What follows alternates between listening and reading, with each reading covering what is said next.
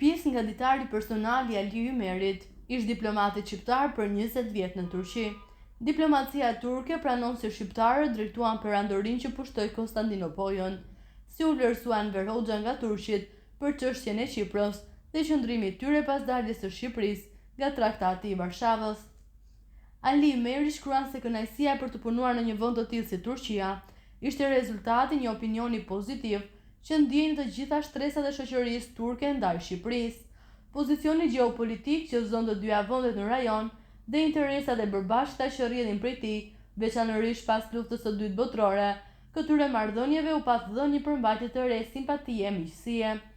Një ndjenjë e tillë pati zënë vend dhe mund të themi që u bë e pranishme në ndërgjegjen e çdo qytetari të thjeshtë dhe zyrtari në të dyja vendet, shkruan në ditarin e tij diplomati. Sipas tij, krejndryshe nga çka thuaj e ndodhet në vendet e tjera të botës së civilizuar, në Turqi shqiptarët janë njerëz të dashur dhe të respektuar. Ish konsulli i Istanbullit shkruan se miqësia midis dy popujve tanë u rrit sidomos nga qëndrimet që mbajti qeveria shqiptare gjatë krizave të njohura të Çipros në vitet 1965-1974.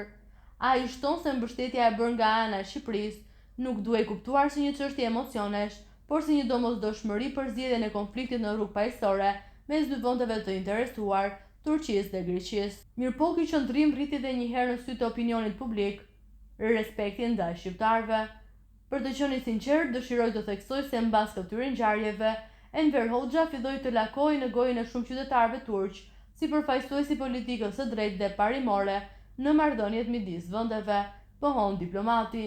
Në shënimin e tij, Ali Ymeri shkruan për ndikimin mjaft pozitiv në marrëdhëniet shqiptaro-turke të politikës së kohës, të cilat u ngritën dukshëm nga pika ku kishin ndaluar për shumë vite në të kaluarën, 15 vjet para luftës së dytë botërore.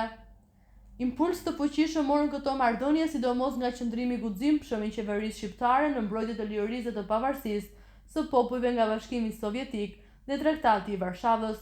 Shkëputja nga lindja, denoncimi dhe çmontimi i bazave të vendosura në territorin shqiptar dhe dalja nga Traktati i Varshavës u vlerësuan nga Turqia si akte që meritonin vëmendje dhe admirim, shkruan ndër të tjerash diplomati. Ali Ymeri shkruan se ishte kuptim plot gjesti kryetarit të Bashkisë së Qytetit Golxhuk në brigjet e Gjirit të Izmirit, i cili me rastin e vizitës së ansamblit artistik Rozafa të Shkodrës në shenjë të mirënjohjes dhe miqësisë ndaj Shqipërisë, i dorëzoi për të një bustë të Kemal Ataturkut. Kjo atmosferë krijuar në ato vite nuk që as e para dhe as e fundit. Asamblet tona si dhe grupet të tjera artistike ndryshe nga vendet e tjera pjesëmarrëse të festivaleve të organizuar nga Turqia, duart trokiçen në mënyrë më të ngrohtë dhe me tifozllëk të jashtëzakonshëm. Ali Ymeri thotë se janë të panumërt personalitetet që kontribuan shumë, sidomos pas viteve 60 në forcimin e miqësisë turko-shqiptare dhe që i dhanë kësaj duke çliruar nga paragjykimet ideologjike një përmbajtje të re.